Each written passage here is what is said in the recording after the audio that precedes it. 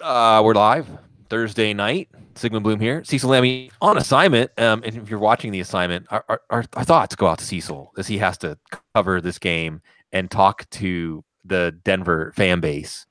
The game. I mean, it's good for Denver. Although, I guess, what have we seen? What exactly have we witnessed tonight, Matt? I'm not really sure. Well, I mean, we saw a couple of good defensive plays. You got a nice tip that resulted in a pick six, and then you have a nice little bit of coverage gambit by a safety who basically, cut off JJ Nelson from a slant so that the cornerback could kind of come around the top and pick that off, and that was a 14-0 lead right there. And then after that, it's just kind of like the Broncos were able to tee off and do what Von Miller promised they were going to do, which was kick some butt. And so, after that, then you got a little trick play early on also from Emmanuel Sanders throwing the ball, what was that, to Cortland Sutton for a touchdown on kind of an end around option play, which usually when your team's pulling that stuff out, that shows a little bit of desperation. But because they were up 14-0, that tells you they just want to put the dagger in pretty quickly, and that's what they've done. So now you're at the stage where things have calmed down a little bit for Denver's offense, but at the same time, Josh Rosen is getting sacked, and he's had two pick sixes. They're not really running the ball all that greatly, and they just don't have any receivers to speak of, if you ask me, who are really huge. They don't have a difference maker at receiver. Larry Fitzgerald isn't that anymore. He hasn't been that way for a couple of years. So you're looking at a 34-3 game or 37-3 game if I miss the field goal at the end. The difference maker is David Johnson, and they're just not using him like a difference. Tactical advantages, even if you're using him to create space for other players because of the attention he gets, but irrational coaching. Because Arizona, in some ways, was starting to look like Buffalo, the Carolina defensive coordinator connection, where even if the offense is dysfunctional, the defense was keeping them in games. The pass rush was really coming on in the last few weeks. But this looks like the really, really, really bad team we watched the first 2 weeks of the year. And Denver, Vance Joseph, gets to have his job for, how many more weeks? I don't know. But this is a defense that basically won a Super Bowl. It's very rare we can say Baltimore's defense. This is where I hand it off to Gene, right? Like, how many defenses can we say won a Super Bowl? The Broncos a few years back, and the Ravens, and maybe the Steelers if you go back to the 70s. Yeah, I was wondering if you were going to include the Steel Curtain or not. That had they had a pretty good offense as well, but I was wondering if you were. Seahawks, you could probably add in there. Well, and let's not take away from your man Russell Wilson, though, because those teams probably don't get to the Super Bowl without Russell Wilson, where, the Baltimore defense and Denver defenses drug their offenses to the Super Bowl. Yeah. Anyway, we want to get to the fantasy Super Bowl, and we got Dr. Gene Bramall. We're lucky he gives us the injury rounds Thursday night, Sunday morning. He gives us the waiver wire scoop. So let's jump in. Let's start with some of the unexpected stuff. This was like the developing situation of the day, Gene, with Dalvin Cook, right? He's out there. He's not out there. He's not limited. Yeah, because he's out. So does it even really matter if he gets a full practice in tomorrow? Do we feel like we can put this weird episode behind us, or should it give us pause even if he does play? I'm not paying any attention to the practice participation at this point. I think last week the telling piece of information was his lack of confidence in his own health. And that was after a full practice on Thursday. And speaking to the reporters in the locker room on Friday, there wasn't anything promising about it at all. And I'm hopeful that we get a full practice tomorrow and some positive comments in the locker room. But I don't really care what the practice participation is. It's more about what he has to say. Last week, we went from limited to full and thought that things were going well. This week, we went from full to DNP, and we're not sure where we stand. So I still think Cook is telling the team that he's not fully ready yet. Why would he jog back in the locker room for treatment in the middle of the week rather than stay out there for a full practice? I don't know. I don't have a very good vibe about this. It could all change and turn positive tomorrow, but I think we're trending toward another game time decision we're going to have to watch pretty carefully through Sunday morning.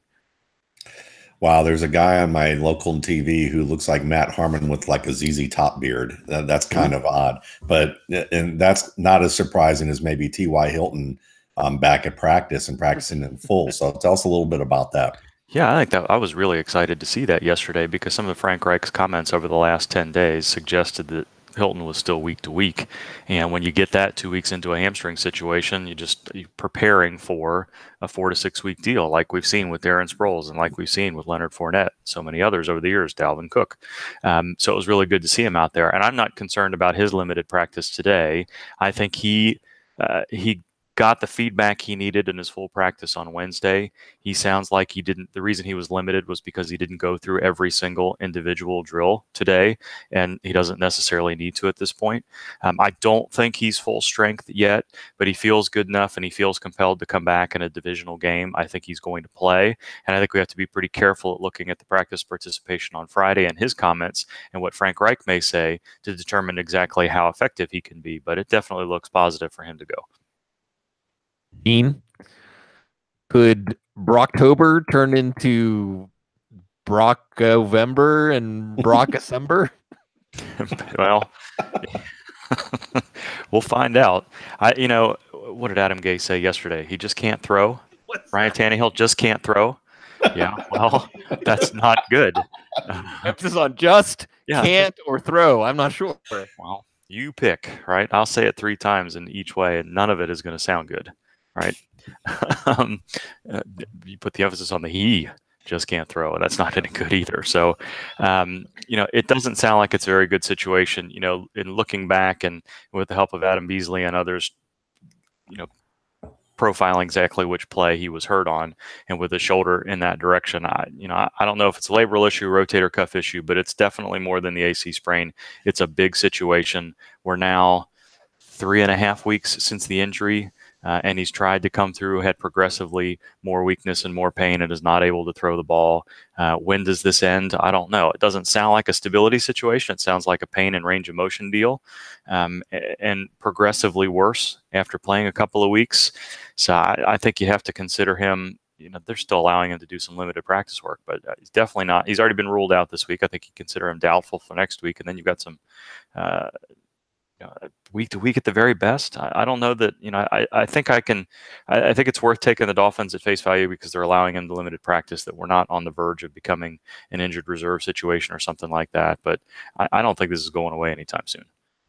I'm watching Aaron Andrews at the sideline here, and they did that whole commercial with Terrell Davis pre-taped to make it look like it was live. And, I'm kind of sad for Aaron Andrews that she's working so hard. She can't change her clothes, from one day to the next. But anyway, kidding around. Leonard Fournette, what about him? You didn't believe this guy was going to be able to stay healthy pretty much, in August, and here we are, almost November. He'll be back in week 10. Yeah. I mean, that was, well, I shouldn't say. That's the earliest he'll be back. How about that? We've been saying for a couple of weeks that, well, we're going to watch practice participation. I don't care what they say. We know that they're not going to allow him to come back until he's fully healthy, and you've got to see a couple of weeks of practice before that's likely to happen.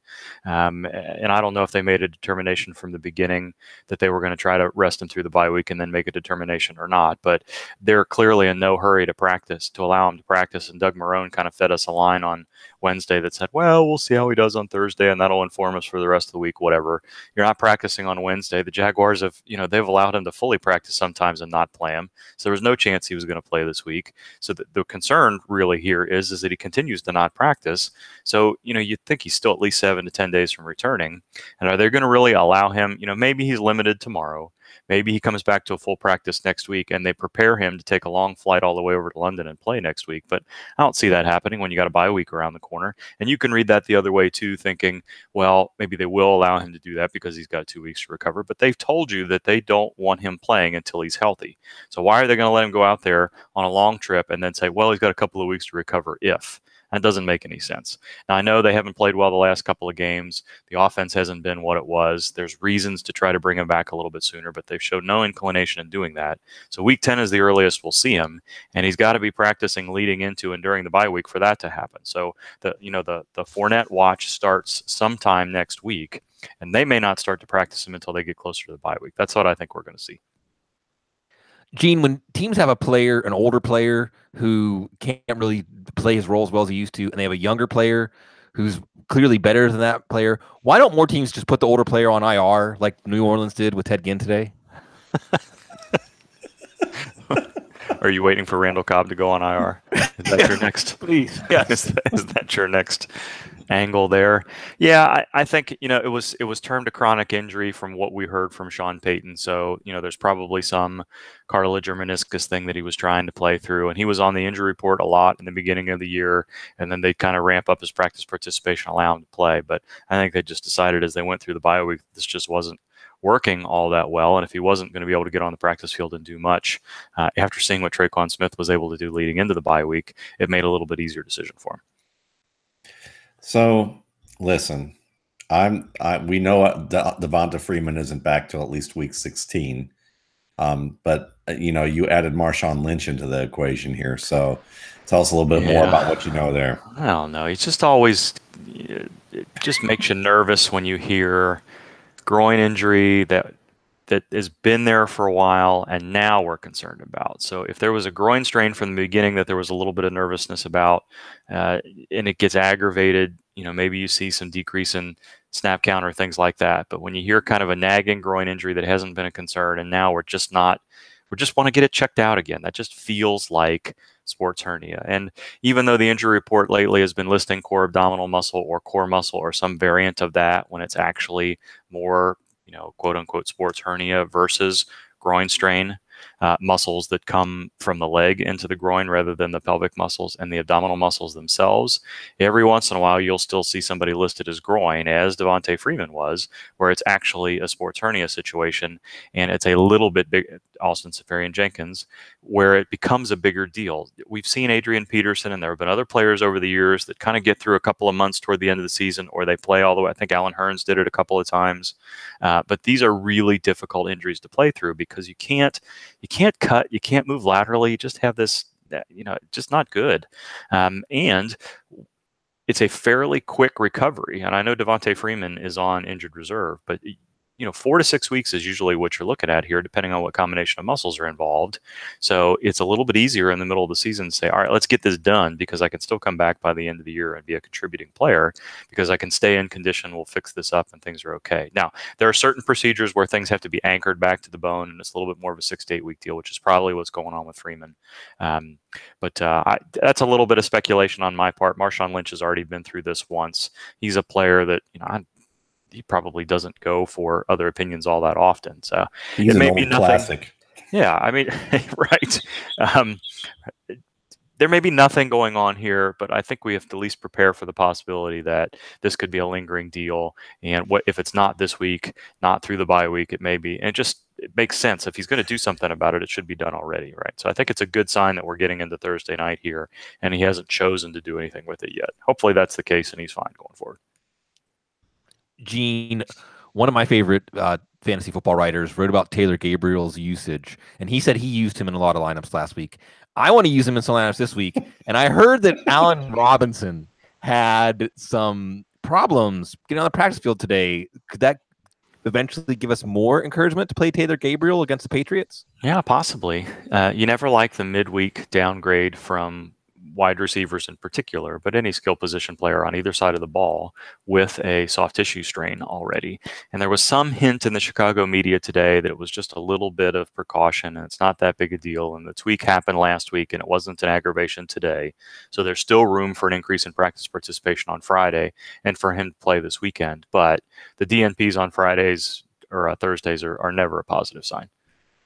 Well, since I already asked about the one old classic, let's go to the other old classic who suited up against Carolina and ran roughshod through them. It looked pretty good and left the heel of his shoe on Luke Kuechly's helmet as he went for another 20 on one of those plays. So how's Adrian Peterson, based on what you saw last week? What do you think about him heading this week? Is it a deterioration issue you're more concerned about? No, he said today that he felt better this week than he did last week, and he was almost all the way ready to go. Yeah. So his practice participation doesn't really support that. His practice participation arguably looks a little bit worse this week after playing than it did last week coming out of the bye week.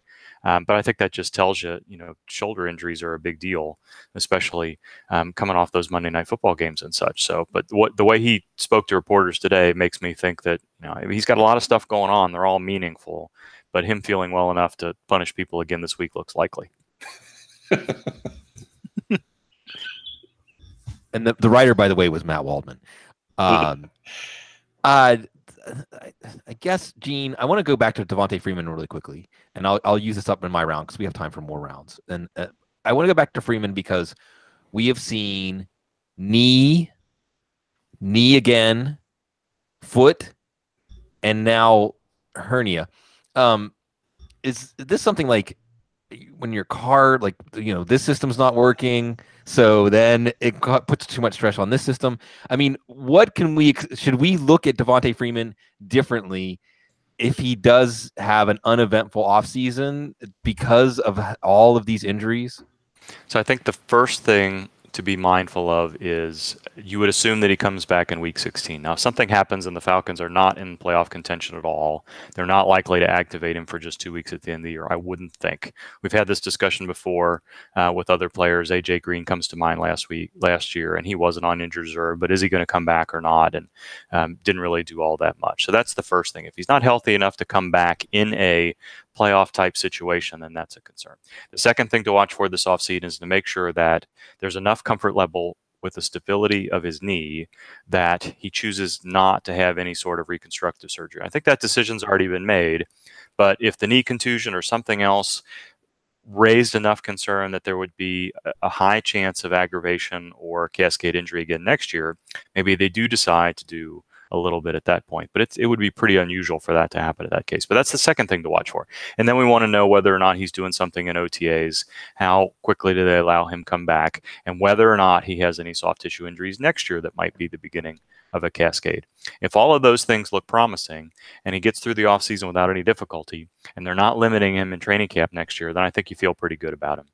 Because I think there's an argument to be made that although there's 4 different situations this year that we've been looking at, each one of them are things that he could recover from, with the exception of maybe a little bit of looseness or stiffness, whichever it may be, and left over in the knee from the PCL sprain.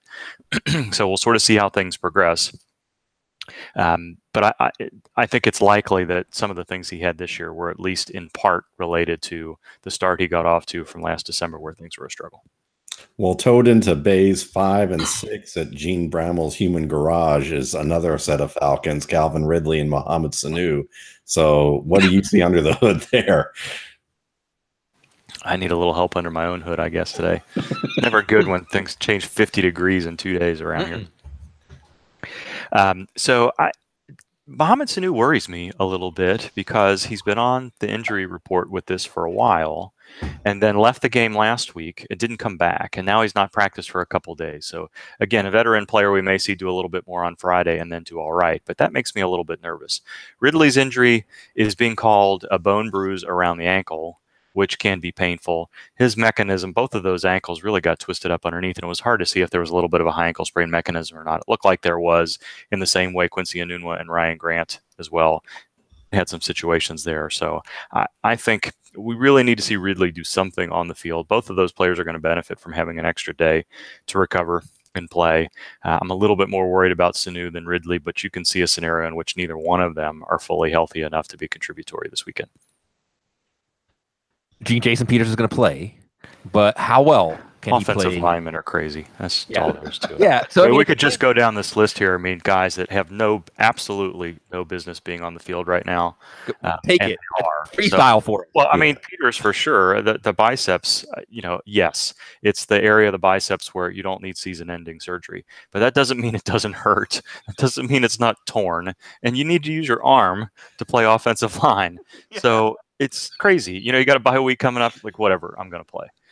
Lane Johnson is probably too painful to be on the field. Joe Staley has an MCL injury that probably most people wouldn't be able to play through. And he just decided, well, I'm going to fully practice on Friday so I can convince Kyle Shanahan that I can play. And he played 93 snaps against the Falcons a couple of weeks ago. Just, no, I won't practice and I'll be fine. He's playing. Trent Williams continues to play through whatever else has been going on with him for a while. Roger Saffold has an MCL sprain that he probably shouldn't be playing through, but sounds like he's going to once he finally gets to a little bit of practice tomorrow. The Ravens were trying to suggest that Alex Lewis, who was carted off the field with a concern for a spinal injury, could possibly play this week. He's not going to, but was possible. Brandon Scherf has been hobbling through another MCL sprain that he probably has no business playing through. We've got guys just playing with all kinds of crazy stuff as we go. And, half the Jacksonville offensive line doesn't practice because they're trying to battle through things. And I don't think people understand how nutty offensive linemen really are. Yeah, no kidding. Now, when we talk about old classics, Steve Smith was certainly an old classic as well. And he liked a certain guy by the name of Cooper Kupp, who looked like he got his knee bent around pretty good in the Broncos game, and then came back in the second half to try and play a little bit. And they thought they carted the dude off, and now he's back on. Looks like he's only going to miss a week. Is that true? Yeah, he got lucky. He got lucky that at the first glance, you almost felt like you could see something give way in his leg, whether it was knee or something up in his shin, kind of down there along the outside of the leg bone. But when you looked at it a little bit more carefully, it was because his foot didn't stay planted, and most of the force got dissipated a little bit. But he still's got that MCL sprain there a little bit, and like high ankle sprain, sometimes players can play through these injuries, and then the next day it's just too stiff and swollen to really give them much chance to rehab and be confident that they can play the following week. And there's no sense in going out there and risking a longer term injury until you're there. And it doesn't sound like this is going to be an Evan Ingram type situation. Maybe a little bit more on the Doug Baldwin side, where hopefully it's closer to 1 to 2 weeks than 3 to 4. But ignore the fact that he was carted off. Ignore the fact that he came back. We're just focusing on now, as we did with so many other players that have had MCL sprains this year. When is the knee exam normal, or at least reassuring, where they're not putting themselves at risk of other issues? And when does the player feel comfortable cutting back and forth? It's a different situation for a running back or wide receiver or tight end that would be for Aaron Rodgers or somebody like that. So you hope that Cooper Kupp gets enough time to rehab this week, that the swelling goes down, feels better next week, and we see him some full practice and come back. But I don't think I'm ready to say that he's anything. I think you still call him questionable at best for next week until we see him do something on the practice field. Gene, classic offense versus defense when New England goes to Chicago, but as part of the Brocktober promotion and around the NFL, 500 plus total yards for the Dolphins against this Bears defense last week. And Khalil Mack, okay, maybe he'll play, but how much should we factor in his level of play when we're projecting this game? Well, this is similar to the Matt Breida situation, where it may be a relatively low-grade ankle sprain. It wasn't an obvious high ankle mechanism, but this is not an outside, low, run-of-the-mill basketball turn ankle sprain type situation. This is different than that. And whether it's the ligament on the inside of the ankle, or is it is a little bit of a high ankle sprain, I think remains to be seen. So like Breida, maybe things improve by the end of the week and he's able to go, but you don't see the 2 consecutive DNPs from practice so far. The Bears continue to call him day-to-day, and day-to-day in Chicago right now is different than the day-to-day that we used to hear from John Fox about Alshon Jeffrey and others. So I think you do give him a chance to play. He was not effective last week on that ankle at all. So you'd really like to see him do a lot in practice and sound confident in the locker room to feel like he's got a chance to be productive this week. And if not, you almost hope that they shut him down for a week or two so that when he does come back, it's not something that's lingering from week to week to week. Well, since I've hit on a lot of my favorites, in this episode, who seem to all definitely hurt right now tonight, right? Let's end it with Paul Richardson and him being a game time decision. It seemed kind of iffy last week, and then he played. So is this kind of part of that pattern? The difference this week is he went back for another opinion on his knee, and I think he's been sort of struggling through shoulder things is what it was, and they were limiting it as any chance of him taking a little bit of a bump on it or something and allowing him to play. But he was mostly limited in practice before, and he's had 2 consecutive missed practices, and then the second opinion makes sure what you hope is that, still having a little bit of pain. I need somebody to tell me that it's okay to play through it. I don't feel all that much worse, and then I'm going to be good to go. But that tells you that there's a lingering chronic situation. We're going to be back and forth with this all year long. And it tells me that when you get to that point, there's a higher chance of somebody saying, we really need to take a couple of weeks off. And I don't think this becomes Ted Ginn part 2, but I think there's a much better chance this week than the last couple of weeks that they keep him on the inactive list. They did promote a wide receiver too, and that may be because Jamison Crowder is not going to play this week, but they're clearly worried about what their wide receiver depth chart is going to look like. Gene, your injury expectations report is beginning to look like it should be renamed the injury expectations white pages. Yeah, the almanac. It gets there after a while. Actually, the reason is because there's 4 teams on bye, but the list is a little bit shorter this week than it was last week. That's only because there's 4 full teams. You're going to be at a point where you're just going to be able to say, here's who's healthy right now in the NFL. Who's healthy. Gene, and then we're not doing another round here. I just want to ask you this one for fun, because I feel remiss we don't get to talk defense every week. But there was word that there's no way that the Cardinals are going to trade Patrick Peterson. But what out of the other 31 teams, the defensive coordinators, defenses, because he's a magnificent, majestic player to watch, and you hate seeing him stuck on Arizona. Sorry, Arizona fans, but where would you want to see Patrick Peterson if you could put him on any other team? Cleveland. I didn't ask you. Where do you think Patrick Peterson would rather be, Arizona or Cleveland? That'd be tough. Well, there you go. Arizona. That would be your answer. That I probably wouldn't choose Cleveland for him. I don't know. I mean, it depends. I think there's no team that could not use a quarterback of his caliber. The Rams are missing somebody fairly important right now. I'm sure they'd love to have him. New England hardly ever has a shutdown corner. They kind of get him at the end of the career. Darrelle Revis had a couple of good years and then was a little bit of a struggle. And they've kind of chased some other players, including Talib, over the time. The Chiefs would be awesome as kind of a replacement after losing Marcus Peterson a little while ago. Just laughing at Larry Fitzgerald tackling Kurt Warner on the sidelines. Nice. So I anywhere would be fine. Put him next to Mike Hilton in Pittsburgh. That would be awful nice, probably as well. Ooh. He would fit in with that category. Yeah, see, I'll make you happy here. Yeah. There you go.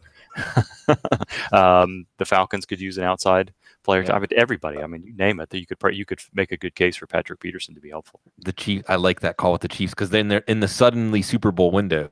That's a piece that could really be a game changer for them. But you're the game changer for us, Doc. Thank you always for what you do for us every week, doing this really impossible job. And yeah, the white pages.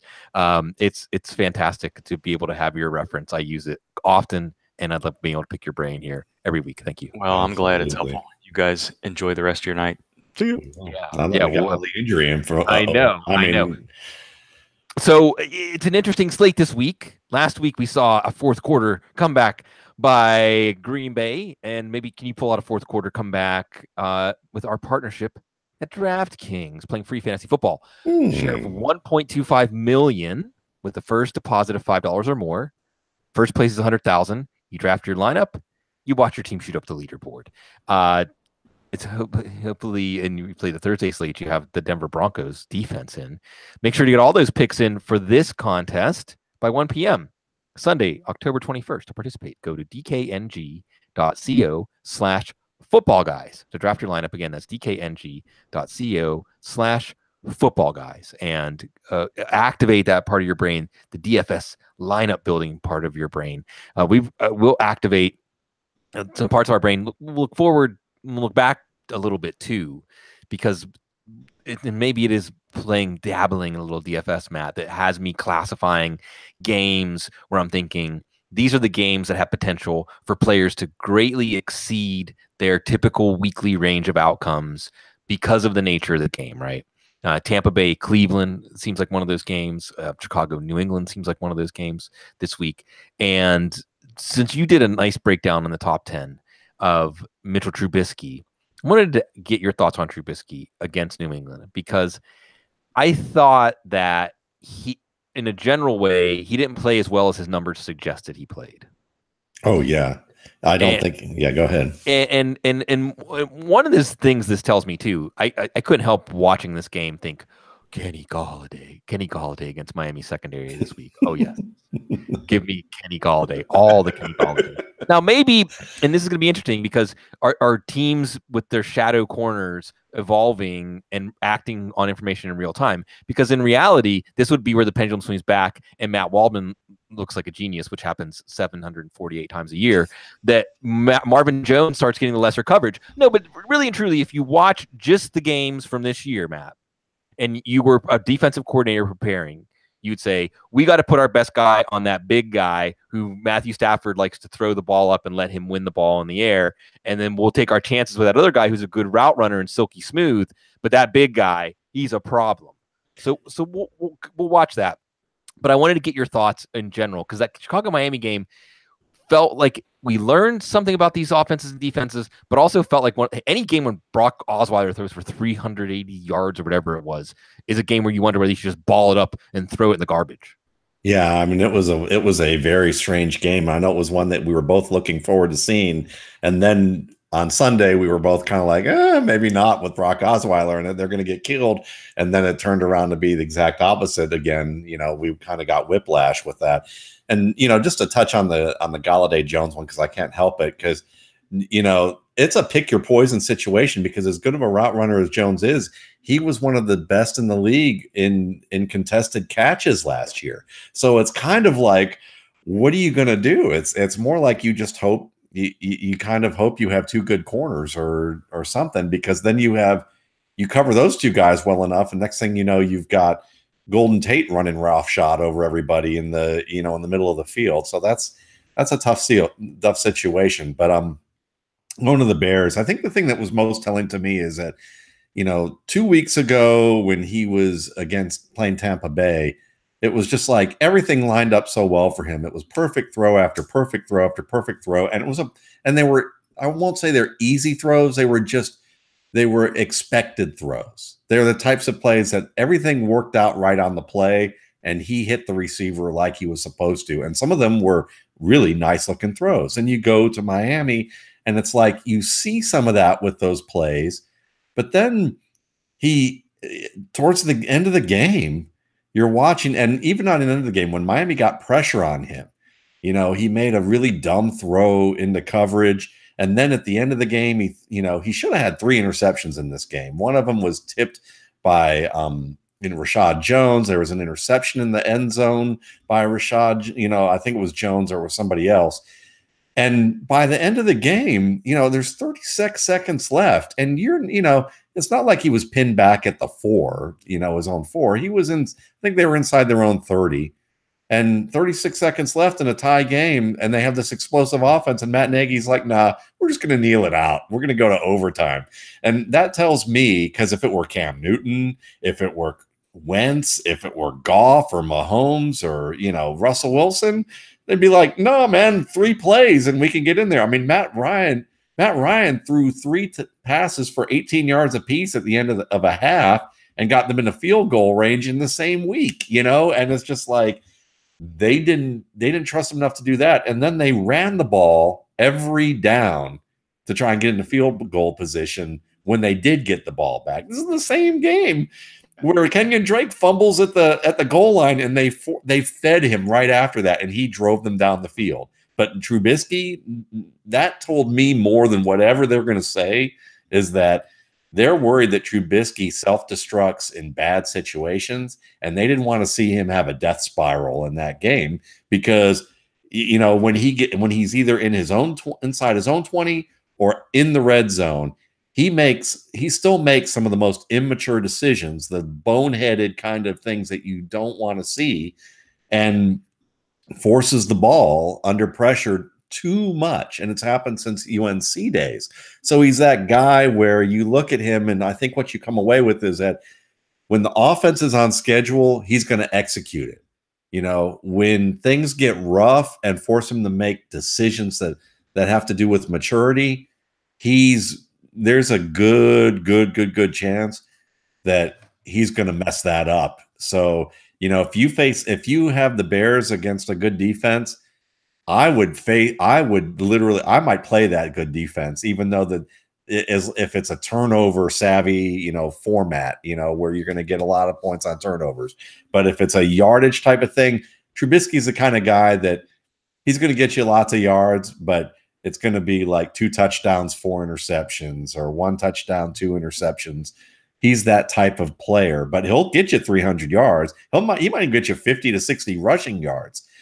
So it's until he matures, and I just don't know if he ever will. I mean, we look at somebody was pointing out to me today about Derek Carr that I used to have this how would I call it? I used to have this knockout thing that I did after watching Blaine Gabbert and rating him high and realizing that I thought maybe he'd grow out of the yips that he has in the pocket, and he never really did. And Derek Carr had him, and this guy was telling me today, actually it wasn't this guy, it's Dwayne McFarland, who writes at the RSP. He was telling me today he's studying something for Amari Cooper that'll be coming out. And he just mentioned, he said, I watched him and he's like, he leaves that pocket so much and so early, it's so common. And I think that's the same thing. You like, when you look at a guy like Trubisky, is he really going to mature out of this decision making? Is that really going to happen? And I just wonder. I think that's harder than we expect. That's why I love the offense. I'm just still shaky about the quarterback.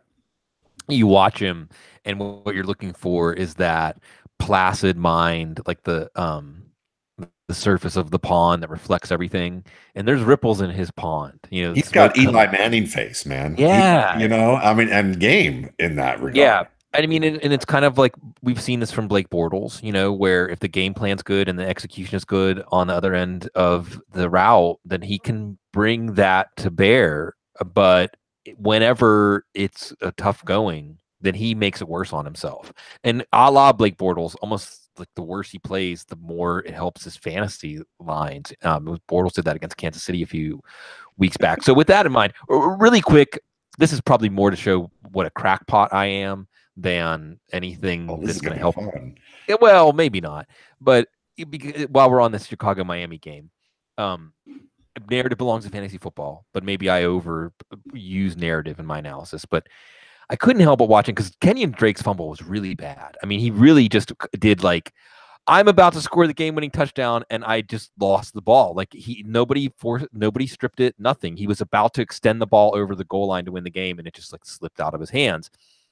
And I think watching Drake's reactions from then on, both in how he played and watching him on the sidelines, he's truly a team guy. And he's truly a team guy, even though some might argue that the way the team is, if he's thinking my next contract, running backs, clock's ticking, the team is doing him no services. Adam Gase is doing him no service to enhance his value with the way he's being used, even though occasionally you will see shades of that running back who was dominant in December last year. But he was despondent about losing that fumble.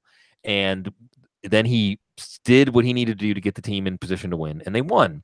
And he got down on his hands and knees like the ultimate redemption, that he was forgiven. I mean, it was the football gods themselves said, you are forgiven.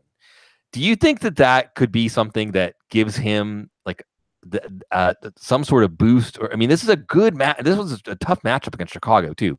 A great matchup against Detroit this week. Looking for a DFS rebound or a buy low kind of candidate, because it feels like it's been long enough now. Kenyon Drake weeked out in December, we would have said was one of the top 10, if not top 5 running backs. I'm not talking about stats or fantasy. I mean, just watch the dude play. And that's still there, but we're remote from it enough now that we're just thinking about Adam Gase and the ridiculous coaching, and Frank Gore won't go away. Is there something there? Could this be something that's like a slingshot for him?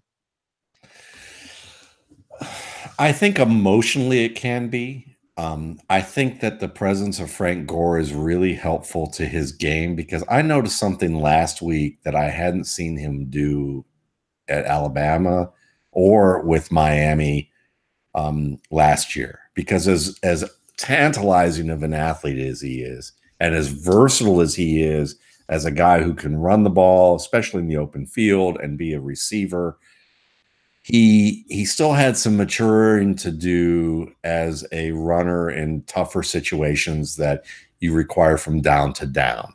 And I think Frank Gore is the template that coaches use to teach people how to become a better runner, literally in the NFL. And so I think that having a guy like Gore there has helped him, because I've noticed him, display more disciplined footwork in a way where he's processing the game a little more patiently in a very finite way. Because when I say patiently, it's not so much that he's pressing the hole better. It's that when he sees penetration, he's not reacting by trying to jump cut and jump stop. He's now starting to like just turn his outside foot to one direction and get the hips open and not have to make a inefficient movement. He's actually making more efficient movements, which tells me he's working at his craft and he's getting better. And that little thing is a huge deal. So if you see more of that in coming weeks, then you're going to see that he's turned a corner, because that was a moment I'd never seen.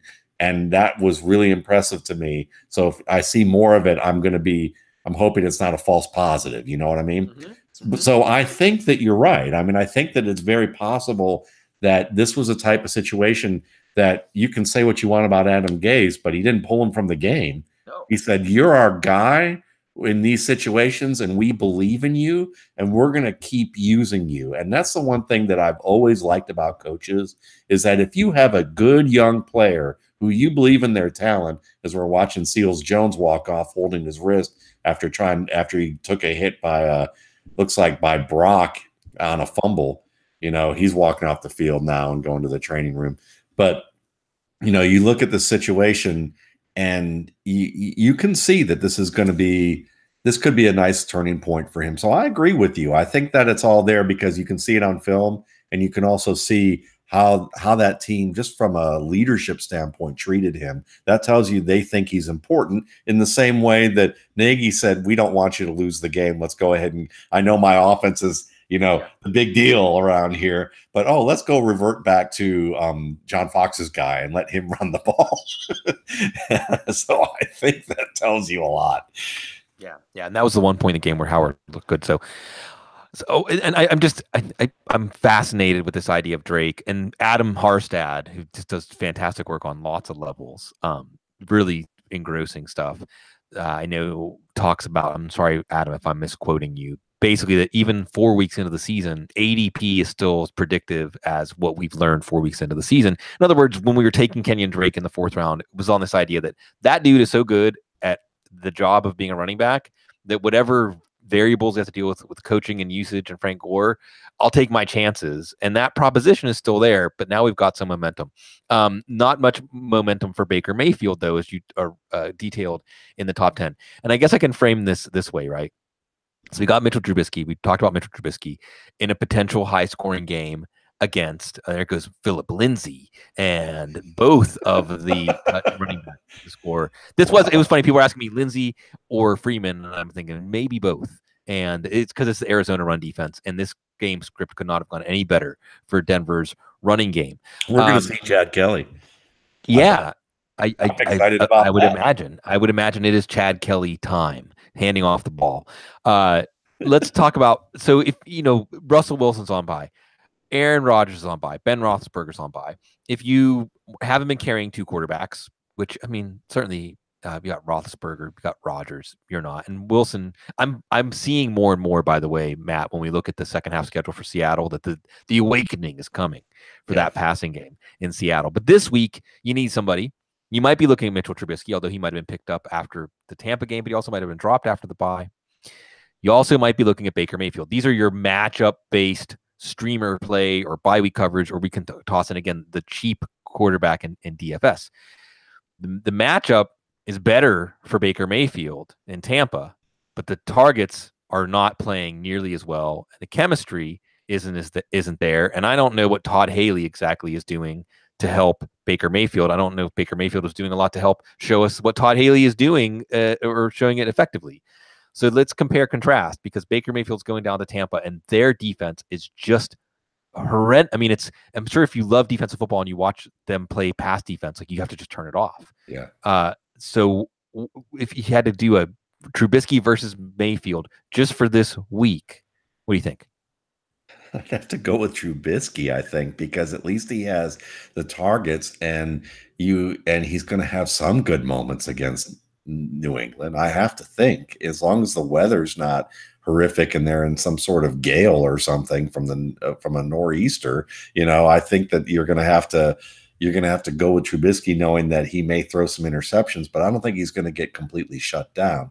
With Mayfield, on paper, you're right. Like what Atlanta did to them, and what Chicago did to them 2 weeks before that is a reflection of him having a basically largely rookie secondary at this point due to injuries and the linebackers being undisciplined and all of that. But the problem is that, when you look at Cleveland with all these receivers missing, and as good as Njoku may be for fantasy owners at this stage of the game, he's still not taking over games. No. He's not taking over moments. He's not going to carry an offense like Gronkowski or something. No, he's not that at all. Teams aren't going, oh, we got to be careful about David Njoku like we do against Gronkowski or Kelsey.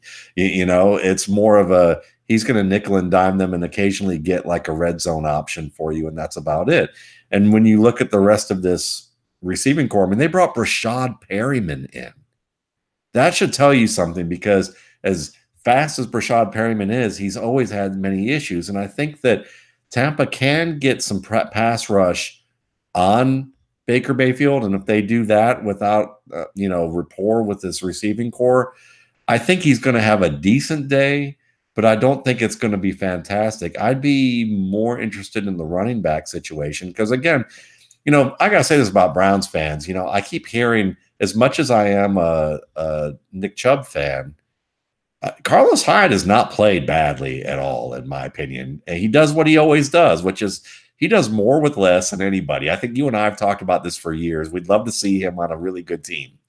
And he just hasn't been on a really good team. And teams are, everybody's like, give Nick Chubb more carries. And I'm like, well, that's great, but you're going to see similar stuff, over the course of numerous touches with either running back, and maybe Chubb does a little bit better, improves a point. But I don't think Hyde has done anything to hurt himself on the way that fans may want to say.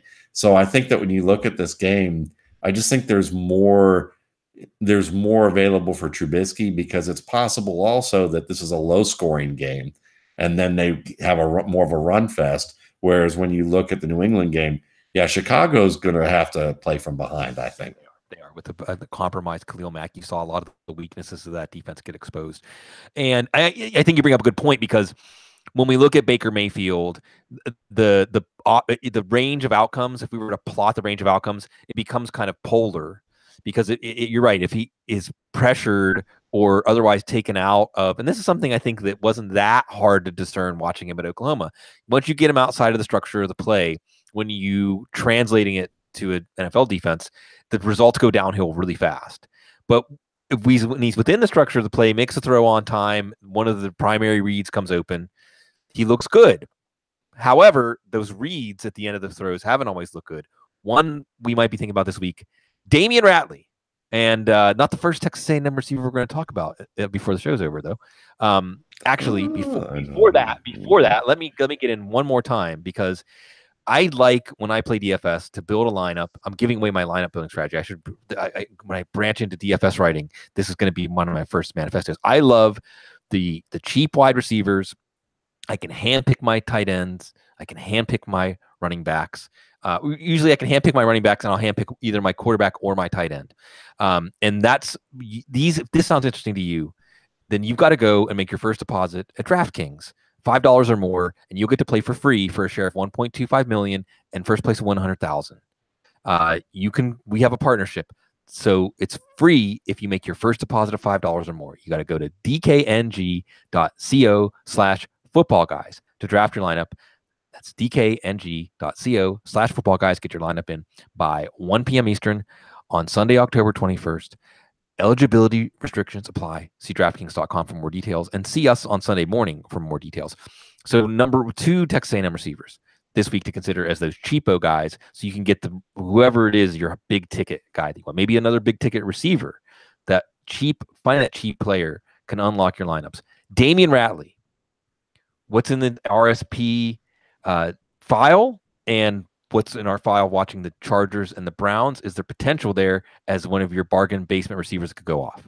Not much is in the file about him, but I can tell you that just from watching him before the post draft and just kind of looking at him there, he's a speedster. He was a special teams guy, but he performed well enough in selected moments that you could say that he's a good long shot for you if you want to go for go routes. And these cornerbacks other than Brent Grimes, they're attacking the other cornerbacks and safeties in Tampa's defense.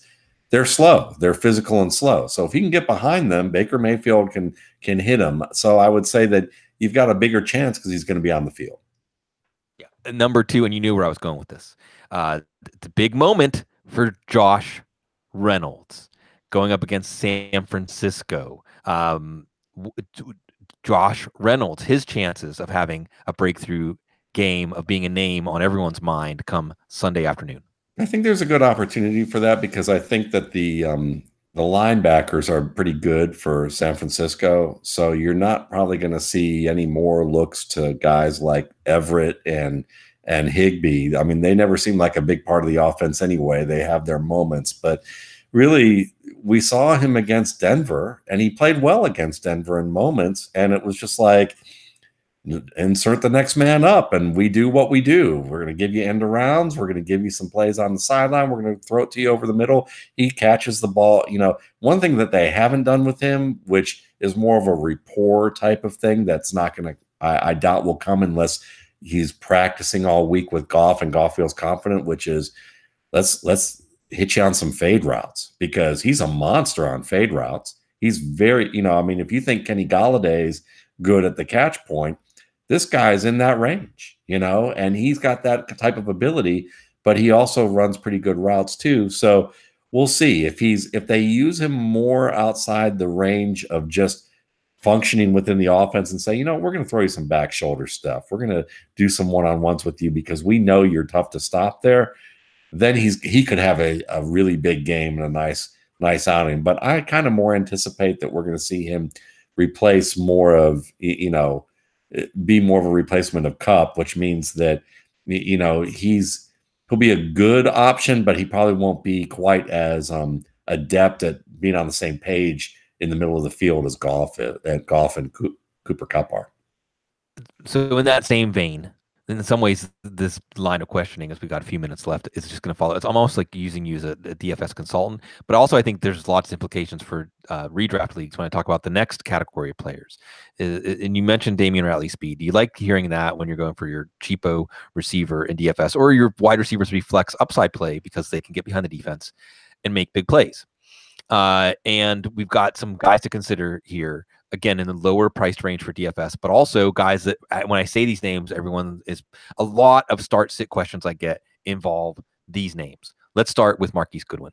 And it's almost like, is he a jewel or is it a Fugazi that it's a fake because it was, a couple of bad plays by Green Bay secondary. It's still CJ Beathard, although Beathard and Goodwin did hook up on some deep balls last year, and Beathard looks better than last year's version. We know Marquise Goodwin has, if there's anybody who could keep up with Tyreek Hill in a foot race, a legitimate foot race, it would be Marquise Goodwin. He's not Hill at the catch point. He's not Hill as far as craftiness after the catch, but it is as far as craftiness getting open and speed to threaten a defense, yes. This week against the Rams and going forward, because he was dropped in a lot of leagues, Matt, what do we think about Goodwin short and long term? Can he keep up something resembling this or just continue to be fantasy relevant, rewarding people who keep taking chances on him? Is he more of a matchup play and just pick your spots? Or are we going to look back at this as a wonderful high water mark for the year, but probably not to be even closely approached again for Goodwin? I think CJ Beathard is playing better than what Kirk Cousins played like when he first began his career, and Beathard is a tough guy who I think has a pretty good arm. And looking at what we have going on with the Rams, they've had coverage discipline issues as of late against Seattle. They've given up a good number of points over the past few weeks because they're missing Aqib Talib.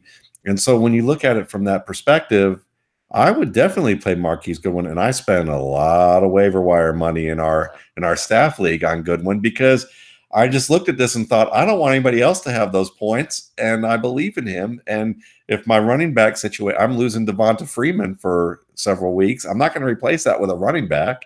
So why not take the chance, even if I'm not even going to use him if I have decent receivers? So, yeah, I think he can be a very good wide receiver 3. He gives you a little boom bust as a wide receiver 2, where you could probably get away with that depending on your team. So I'm excited about him, and yes, I would start him. So moving up from like one of those properties, like one of those purple properties like Baltic Avenue to Park Place or Boardwalk in terms of deep threats, Traquan Smith, who we talked about with Dr. Gene. Now, this week's matchup is Baltimore, so maybe not as inviting, but again, looking forward. And if you want to talk about this week's matchup, and also just, Washington's coverage breakdowns were worse, grosser breakdowns than the Green Bay breakdowns.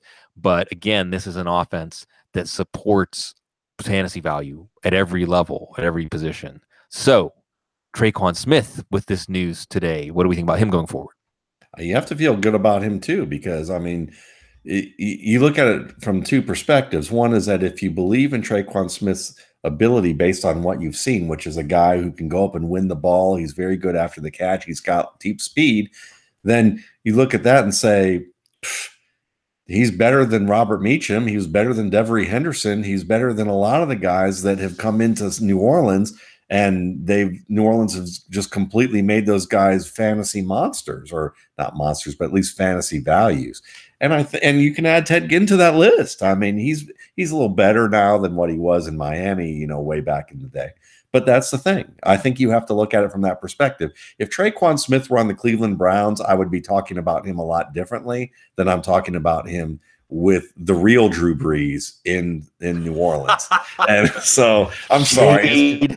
Yes, because I'm a Browns fan, and I want Mayfield to succeed.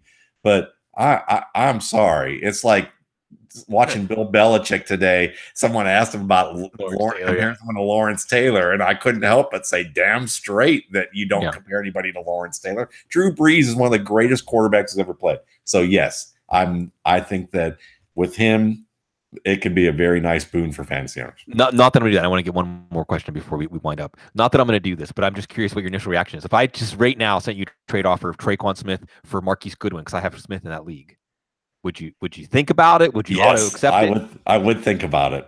I would definitely think about it. Just to give people a roundabout idea of the values of these players. Last one, and this one kind of pains me, because Deshaun Jackson still got 9 targets last week. Jameis Winston didn't forget about him.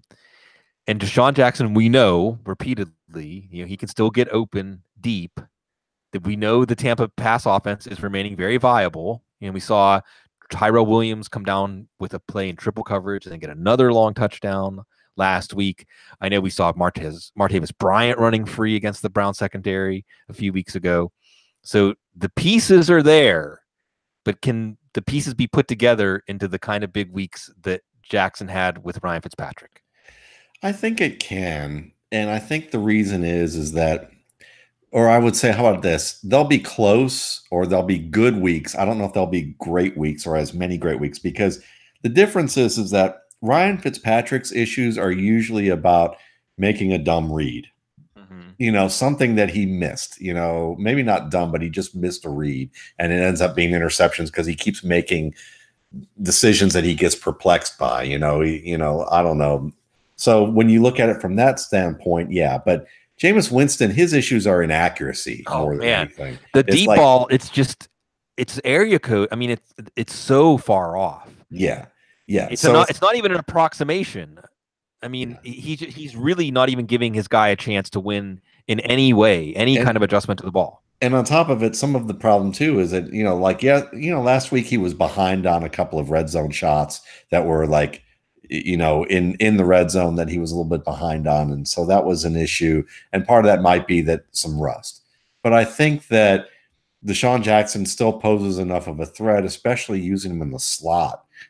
All I can say is that there's a part of me that as a fan would like to say, if there's anybody listening out there who knows Deshaun Jackson, and I wish we could go back with a time machine, I would love to be his agent to get him into New Orleans, because it would be over. It would have been the New Orleans Saints would be one of the best teams in the league with a guy like Deshaun Jackson opposite Michael Thomas. I mean, you've got to be kidding me. Yeah. You know, and I just don't understand how that didn't happen. Yeah, there's a lot more there. And because I was watching for it last week, and Jameis Winston's deep accuracy is just painful. It's not, I mean, it doesn't seem like he has any feel at all for how to make the ball come down in a remotely catchable cylinder. Like not even underthrown or overthrown. It's just a purely aspirational. Chris Godwin is your guy. That's got to be your guy. Because he's a bad ball catcher and over the middle short passes. Yeah. You're right. Yeah. So that we're trying to parse this stuff, but that's what we're struggling with. And watching this stuff, trying to learn, but look ahead at the same time. We'd love to do this for you in lots of different layers at footballguys.com. We talked about the top 10. We got Dr. Gene's injury stuff. We got so much stuff at Football Guys. You know, quarterback tiers, sleepers, rented defense. You know, I mean, all that great work from Sigmund Bloom plus the podcast he and Cecil do. I mean, geez. Yeah, and I just saw David Johnson run a route. Yeah, in the fourth quarter. My eyes when the game doesn't matter. My eyes deceive me. Bye, Mike McCoy, if there's any justice. But whether or not there's justice in fantasy football, we're gonna live out all the ups and downs with you, and we appreciate the opportunity to get to do this. We'll be back doing this on Sunday morning, and there'll be a game going on. We'll get to talk about football in real time, the Titans and the Chargers, and thank you, folks, for letting us be part of your world. Certainly, you know, we got a note tonight. I just want to give a very quick shout out to Mookie from Zach Harris, and something that has been echoed by lots of people over the life of this show, that are, when you go through tough times, just being part of our community helps. And I want to say this, I say this every time it comes up, that y'all do that for us. That there have been plenty of times over the years that I've done this show, that getting to come and do this show also is a relief for my mind and allows me to find some peace at times going through some tough times too. So the feeling is mutual, folks. It's a joy to be part of this community with you, and you're there for us the way that we're there for you. So thank you. Appreciate you. Yeah, we do. And the NFL is there for us as this game continues to go on. So we'll see what other strange oddities we may find, like David Johnson running pass routes here as we play this one out. We're certainly not just playing. There you go. The Broncos defense, everybody, the no-fly zone is back, and Von Miller did warn us. So everybody, have yourself a great week 7. But we will be back with you one more time, 10 a.m. Eastern on this YouTube channel on Sunday morning. Me and Matt and Gene. Everybody, stay classy.